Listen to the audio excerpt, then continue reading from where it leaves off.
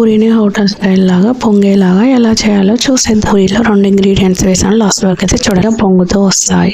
Skip చేయకుండా last వరకు అయితే చూడండి, అవేంటో తెలుస్తుంది కదా ఎలా పొంగుతూ వస్తున్నాయో. చేసుకుంటే అలా రావని అనుకుంటారు కదా చాలా మంది, ఇలా ట్రై చేసి చూడండి.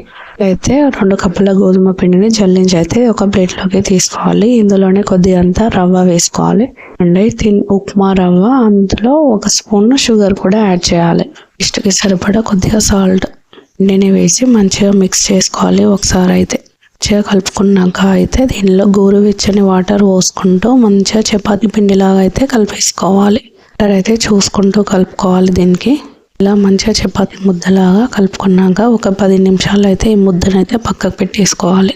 10 నిమిషాల తర్వాత చిన్న చిన్న ముద్దలు అయితే తీసుకొని ఇలా పక్కకైతే పెట్టేసుకోవాలి. పెట్టుకొని పూరీలాగా నొక్కుకొని ఒకదాని మీద ఒకటైతే ఇలా వేసుకొని ఇంకా స్టవ్ మీదనైతే నూనె పెట్టుకొని అది వేడయ్యాక ఒక పూరీని అయితే ఇలా వేసేయాలి. ఒక సైడ్ కాలాక మరో వైపు అయితే తిప్పుకోవాలి. చూసారు కదా ఎలా పొంగుతూ వస్తుందో.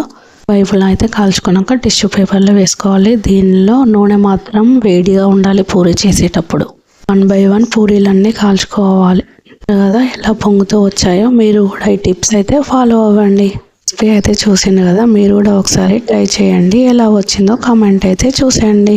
మరిన్ని రుచికరమైన వంటల కోసం లిషికాస్ కిచెన్ని సబ్స్క్రైబ్ చేయండి. మంచి రెసిపీతో మేము ముందుంటా. సరే ఉంటా.